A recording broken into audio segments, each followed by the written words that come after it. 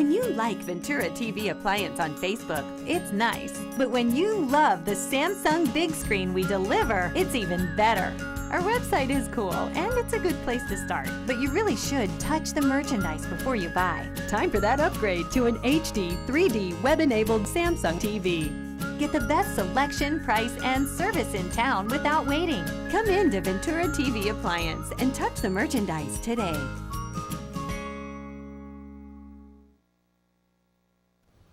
Hi, I'm John Malice, and welcome to this edition of Connect with Me live on the showroom floor on this Friday morning. Glad to have in the studio today. It's my pleasure to welcome in, and it should be yours too, a true American hero during the war, World War II, the greatest generation.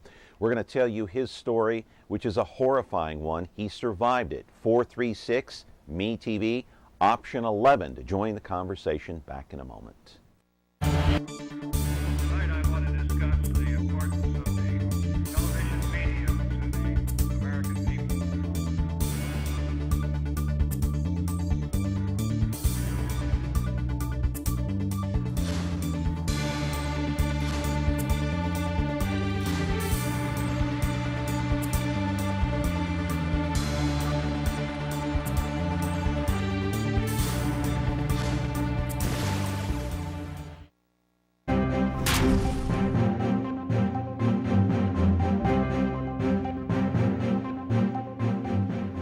We've done a lot of shows here over the course of the last 2 years, of course, on Connect with Me on MeTV Fresno. This will be one of my favorites because I like talking about World War II and World War II veterans, and haven't talked about that enough on this program.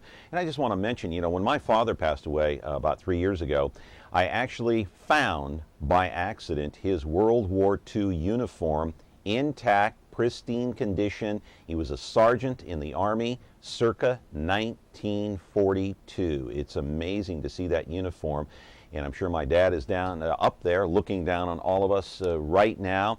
He was a proud World War II veteran. We often call this generation the greatest of them all, the greatest generation. And of course, the World War II Memorial, finally built in 2004 in D.C., thanks in part to Robert Dole. You might recall he's the former U.S. Senator, former presidential candidate back in 1996, and of course he fought in World War II as well.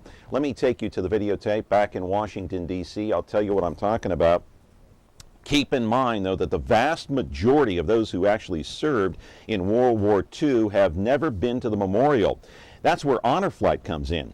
That's a national program that pays in full a trip to the nation's capital for each and every person who served in World War II. There were 16 million Americans in all who fought in the war, and that memorial serves as a reminder that freedom, my friends, is not free. 400,000 Americans died during the war, and the inscription on the memorial reads, "Here we mark the price of freedom." Some of those who did were held captive by the Germans, and they have horrible stories to tell as to how the Americans and some of the Russians were actually treated. Stories that'll make you cry, make your skin crawl. You'll be shaking your head in disbelief. One of those unbelievable stories took place at Stalag Luft 4, located in the northern part of Poland near the Baltic Sea. There were American POWs, there were Russians. All the while the Germans were in control. There was not much in the way of food or water, freezing temperatures. There were rationings given to some of the prisoners by the Red Cross, but not much. Then in February 1945, the Black Death March, where the prisoners were forced to march 600 miles or more over the course of 3 months. Hundreds died. Those who survived left with diseases. Many were covered in lice. They were left scrambling for food all over the landscape, and I mean in freezing temperatures. Some ate raw chickens. They ate raw rats or pig slop just to stay alive. Those are actual photos from YouTube of the Black Death March during 1945 and the war. Live in our studio right now, a true American hero, Rudy Giononni, who was shot down over Germany in 1944, was captured by the enemy, and who was held in Stalag Luft 4, and he survived the Black Death March. He is here to tell about it, some horrible stories. If you're weak in the stomach area, well, you know what? You've got to listen anyway, because these men are American, true American heroes, which is in part of the reason that we're here today, why we're a free society, why we're a free country, why we liberated the world during World War II. And this man sitting next to me right now, not only is a hero, he was a young man when all this took place. You know, I mean, we got to talk to him about his stories. And you know, for 50 years or more, he never told anyone about what he saw in Stalag Luft 4 during the war in the 1940s. 436-MeTV is the telephone number, option 11, if you want to call in and join the program. We're back with our guest, Rudy Giononni, in just a moment. Remember me? After practicing law, Raymond Berg fought crime. You have the right to an attorney. As a hard-boiled detective on wheels, Ain't it the truth? his name is Ironside. Perhaps you wouldn't mind saying it again. His name is Ironside. All right, now you've said it. Nothing slows him down. I want to see this one firsthand. Now on MeTV Fresno, Xfinity 187. Well, what are we waiting for? Back here with our guest here on Connect with Me on MeTV Fresno. 436-MeTV, option 11, of course, is the telephone number. And what horrifying stories some of the veterans have to tell from World War II. You know, this generation, the greatest generation, they're dying off slowly but surely. But my guest today is here. He's in good spirits. He's in good health. He's articulate. He remembers what happened during the 1940s, during the war. He was held captive. He was and is, well, not is anymore, but he certainly was a POW in Stalag Luft 4. That was in Poland, near the Baltic Sea. Rudy, I'm glad you're in good health. Thank you. Good to see you. Now, how many years young are you? I am not 29, right?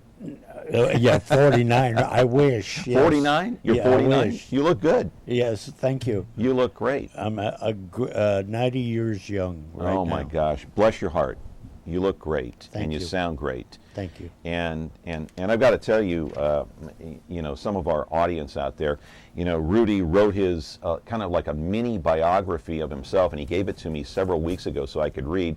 Look at that, handwritten in his own handwriting, and this came from the heart and the soul of Rudy Giononni, POW, and during the war.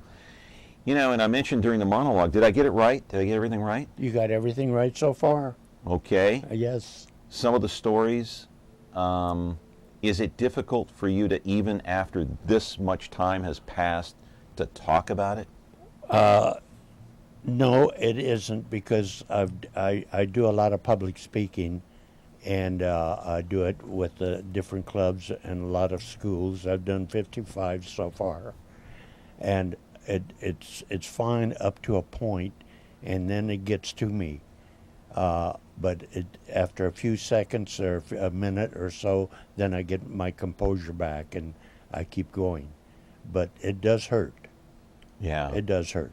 Well, it conjures up bad memories. Oh, it certainly does. And some of those memories never go away, is that right? Oh, no. Those memories never go away. I think about them every single day. And it's in my head. And with my speeches, I never use any notes. It just comes right out of my head. Right. So Right. that's my story. Yeah. Let me ask you something. When you look back to the war, was it worth it? Was it worth it? Yes. It certainly was. You don't think 16 million of us teenagers and regular soldiers went into that war it's thinking it wasn't worth it? It certainly was worth it. We are still a free country, and freedom, as you know, is not free. It's not free. A lot of bloodshed. People gave their lives for this country. There's no question about it. And now, before we get into some of your stories that you can remember from Stalag Luft 4 in Poland, that was the concentration camp, of course, where you were held there with many other Americans and certainly Russians. Yes. Let me ask you about this honor flight. Now, you have not been to Washington yet to see the memorial, is that correct? You're going when?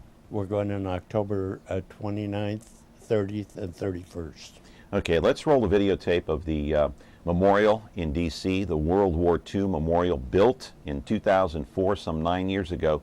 What does this represent? What does this mean for you? Well, for me, it means that for one thing, you're going with the whole group of World War II veterans, and each one has a helper to help them along on a wheelchair in Washington, D.C., and to see all the monuments, especially the World War II monument, because all the other monuments were built before the World War II monument, and a lot of the American soldiers from World War II did not get to see the World War II monument before they died. Is it equivalent to the World War II vets as the Vietnam Memorial is to the Vietnam vets? Oh, it certainly is. It certainly is. This World War II monument means everything to the World War II vets. Right. Just like the Korean monument to the Korean vets, or the Vietnam Wall is to the veterans. When are you going? When are you taking off? We're taking off at 8 o'clock on the 29th out of Fresno International Airport, and we're going to Baltimore, Maryland, and that night the servicemen over there are furnishing us with a barbecue, and then we go to our hotel, and the next morning we go visit the World War II Memorial, plus the other memorials, and then that night we have a supper. It's all paid for all of the World War II veterans. It's all free for them. The only people that pay are our helpers. They have to pay their way. And then the third day, in the morning, we go to Arlington National Cemetery. And will you be able to handle it emotionally? Emotionally, I think so. You think so? I can. Because you're going with others. How many others will be going with you? Do you know? There's going to be 75 veterans and 70 helpers. Unbelievable. It is. Yeah. It is. Yeah. I wish I could go on that trip with you, Rudy. Well, that would be fantastic, but I can't. I've got to work. Yeah. We got a phone call. Let's take a call, can we? Sure can. All right. Good morning. You're on with Rudy Giononni. What's your question? My question is, was there anybody that had any kind of sympathy on the opposition side of the war with him? Anybody that he ran into during his captivity? Did anybody that was on the other side have any kind of compassion for him, or any of the other members that were held captive? That's a good question. Did the Germans have any kind of compassion for the American prisoners or the Russian prisoners that were there with you in the camp? No, they didn't. They didn't have any compassion whatsoever. We were all treated alike. As a matter of fact, the Russians were treated more mercifully, worse than we were. Yes. Because the Germans and the Russians just hated each other with a passion. And did anyone dare speak up or protest how they were being treated? The Russians? The Americans, The either Americans. them or the Americans. The protests that the Americans made didn't mean very much. The Germans did what they wanted to do, irregardless. Right. All right. We're talking with Rudy Giononni. He's a true American hero. He went through World War II. He was shot down. We'll tell his story in full here. We have plenty of time left here on the show, and we'll talk about how he ended up in that prison camp, of course, near Poland. 436 MeTV option 11. Don't forget, don't wade through the message and turn down the sound on your TV. When you're looking for KitchenAid innovation and quality, who has the answers, the selection, the price? Ventura TV Appliance.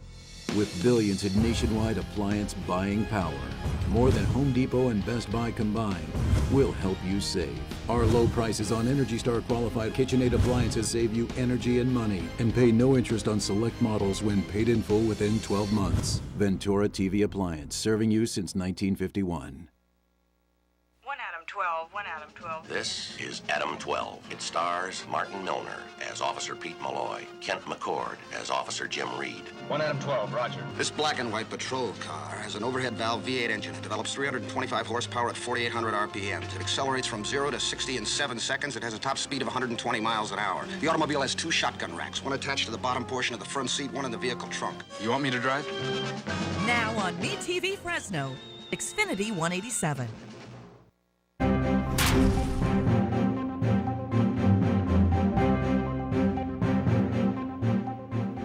Back here with one of my favorite topics, World War II and the veterans, and here with Rudy Giononni, a true American hero. And Rudy, we're glad that you're on the program. Let's start by telling our viewers just quickly, you know, I know you wrote me the essay, but I want you to tell it in your own words. You were born and raised where? I was born and raised in South Dos Palace, California. Right. Which is northwest of Fresno here. And how did you end up in the military? Well, I didn't have to go into the service at all. I was working for Southern Pacific at the time. Right. And they told me I didn't have to go in the service. But I says, I'm going because all my buddies are in. So I came to Fresno and enlisted into the Army Air Corps. And I went back home. And 2 days later, I was in Fort Ord, Monterey. And you had no idea at that point that you were going to end up in Europe. No. The reason I went into the Air Corps is because I wanted a good bed to sleep in every night, and I wanted 3 square meals a day. Is that why you went in? That's why. Not knowing what was going to happen. You didn't later think, on. Hey, maybe I should get a job somewhere here. Yeah. Let's go into the military. They'll take care of me. Well, we went. Yes, from Monterey, we went all the way to Keyserfield, Mississippi. Okay. And that's where we took basic training. And then how was that? Oh, that was very good. It lasted. Tough to get through? Oh, not really. I had a good time the whole time I was in the service, and a lot of people didn't have a good time. But it all depends on the individual. Yeah, but you sailed through with flying colors, huh? Oh, I did. And from Mississippi now, where did you end up? Well, you went further east then. Well, a little bit further no, I east. didn't go east.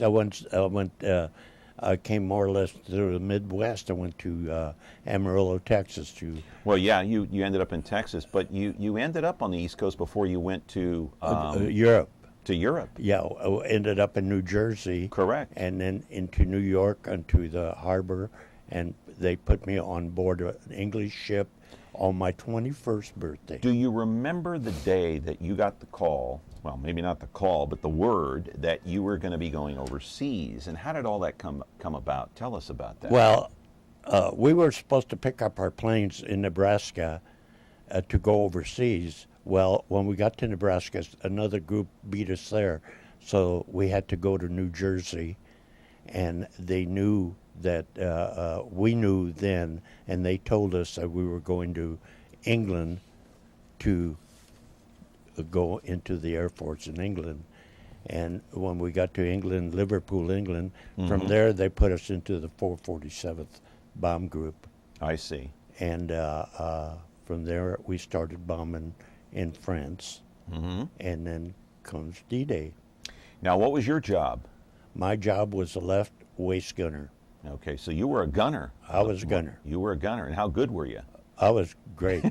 I was great. As a matter of fact, and as we took gunnery practices, and the only person that beat me with a 12-gauge shotgun shooting at clay pigeons was a pilot, and he hit the last one, the 2 of them that converged together, and he hit those and I missed him, and that's why he beat me.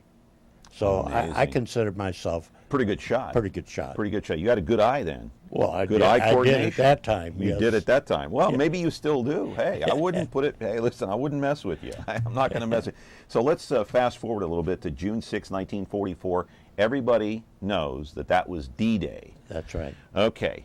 You were asleep. It was what, middle of the night, and you get a wake-up call, right? It was midnight, and they woke us up right after midnight. Mm-hmm. And they told us that to go and have do your duties and go have breakfast and come and get all your instructions. And so we did that, and it was about 2 o'clock, and they told us to get all of our equipment, and so we went and got our equipment.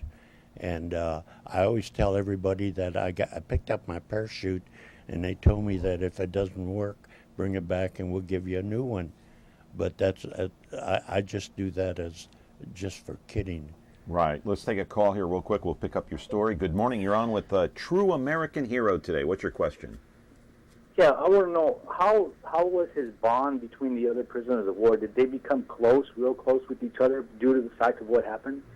Great question. How did you bond with the other prisoners, the Russians and the other Americans? Oh, we didn't bond with the Russian prisoners at all.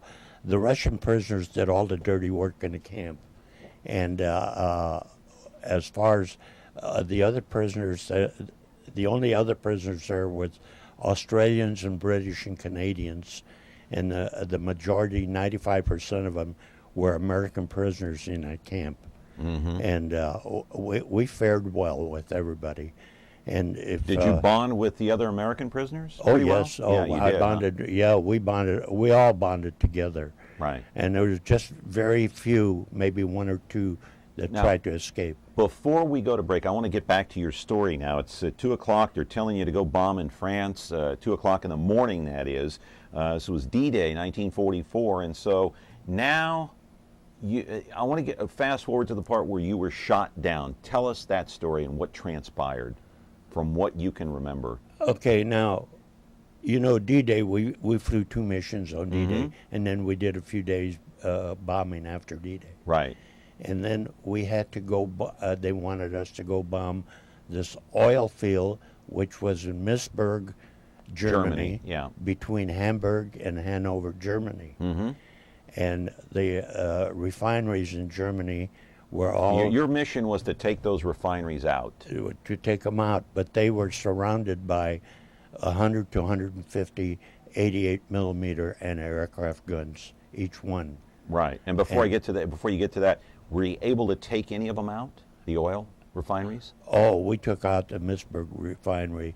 We had them. Took it out, huh? We took it out, but they. But in the process. But in the process, they shot us down. And you got shot down. We got shot down. Okay, tell us what happened. 2 of our planes. Tell us what happened. Okay, the first shot hit us between the first engine, the second engine, set fire to number 2 engine, and the pilot told the engineer and myself, I was the second engineer. And they told us to go check to see if we could put the fire out. So we went into the bomb bay, which the bombs had already been dropped, and we looked into the left wing, and there was no way we could put the fire out. And the gas tanks are all located in the wings, mm-hmm. okay? And so we told the pilot, nothing we can do. So he says, okay, everybody bail out. So we were going to our positions, and another shell came right in the bomb bay, exploded in the bomb bay, set the radio room afire, injured the radio man, and so we all started bailing out. Including you? Including me. You had your parachute. I opened the back door, and you're supposed to count to 10 and pull the ripcord. Well, I guess I can't count very good, so I opened the door and I said 10, pull the ripcord, and the parachute just about got caught on the tail. But it didn't. Missed it by about 6 inches, and I came down, parachuted safely. Into a tree? Into a pine tree. The top of a pine tree. Okay, finally you got down, and then you were captured, right? And then I was captured, and I was taken to Frankfurt, Germany. Okay. For interrogation. Right. Okay. There they interrogated me, and all you can do is give them your name, rank, and serial number, and which I did. And he says, okay, I'll give you some information. So he went and got a book, which was about 24 by 24 by 4 inches thick. He opened it to my letter G, and saw my name there.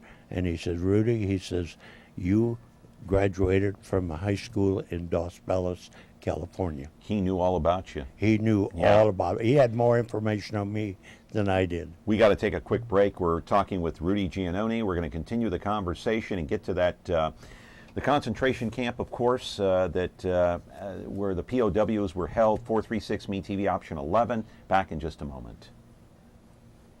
Now, why don't you tell us the whole story right from the beginning? All right, from the beginning. This is the city, Los Angeles, California. My name's Friday. I carry a badge. Police officers. You any idea who the other man was? My partner's Bill Gannon. Program? We got just one big question. Yeah. When? Now on MeTV Fresno, Xfinity 187. Back here with Rudy Giononni. So you had been captured, interrogated. Let's pick up the story, and they take you to the camp. That would be Stalag Luft 4. Correct. Okay, located in Poland, near the Baltic Sea. Correct. So how did you get there?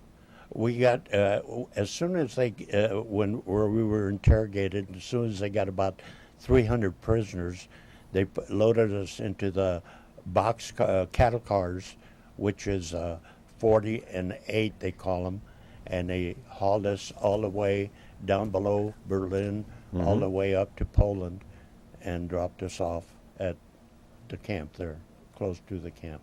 All right, and we have pictures of the camp, and we want to put those up now. Oh. And so we've got a little slideshow there. So now you're in camp, right? Yes. All right. What are the conditions like when you get there? The conditions are they take your picture, and I had a religious book that I always carried in my left pocket by the heart, and which had a metal cover on it. They took the metal cover off of it, but they gave me the Bible back. And the camp was a nice camp. Were you mistreated? You personally? No, personally, no. I was never mistreated there. Right. And but you saw other prisoners who were mistreated. Oh yes. In what way? There was a group that came in from Stalag Luft 6, I believe it was, and they were east of us, and they came in to the railroad station, and they were marched to our camp, and there was a German Marine captain that was in charge, and he had dogs with guards with bayonets, and they had the whole street, the whole road lined up with machine guns, and the poor guys that come on in the camp were bayoneted and bitten by dogs, and they were in very bad shape. Right. Now I want to fast forward a little bit. The conditions, we know that you were, you personally maybe not, but they were mostly mistreated. So this death march, 3 months, 600 miles. How did you survive the conditions? You gotta How did you this. survive that, Rudy? I think I survived it by. I always thought positive in my mind. I never in my life I've ever had a negative thought in my mind. And this was the coldest winter that Germany had ever had. And for 2 or 3 days. What did you eat? Well, for the first 2 or 3 days, we had the Red Cross parcel. Okay, as soon as that was gone, you had no food, no water, period. So you had to For how be careful. long? For 3 months. Wow. Yeah, all you could eat was whatever you found, a potato. Some guys had a chicken. They'd take the feathers off and eat it raw. Some guys ate raw rats. We would look for wheat kernels, barley kernels, or corn kernels. We ate a lot of green grass, and that's about it. And that's how you survived? That's how we survived. Strong will? And as far as drinking water, you couldn't eat the yellow snow or drink water around the side of the road because I'm speaking as a GI now. All the GIs, had to go, so they do it on the side of the road. Where'd you get the water from then? Where'd you drink the water? You didn't get the water. You didn't. Once in a while, you got water from the camp or the place that you stayed in, a cow barn, the farm. But you figured 300 guys, how much water is the farmer going to give you? And some of the guys got some water. Most of the guys never got any water.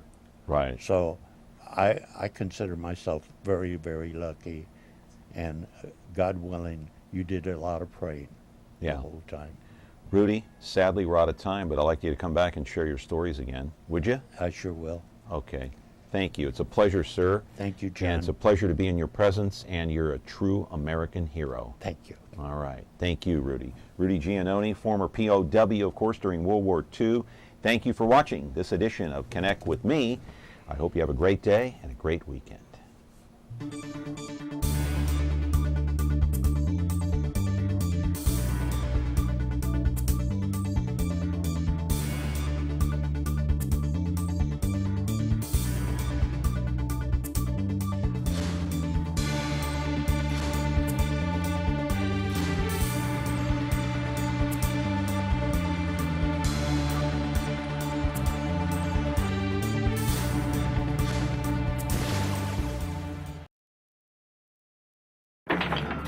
James Arness is Marshal Matt Dillon. They were looking for me. They're going to be back. On Gunsmoke. That's right. Weekdays at 1 on MeTV.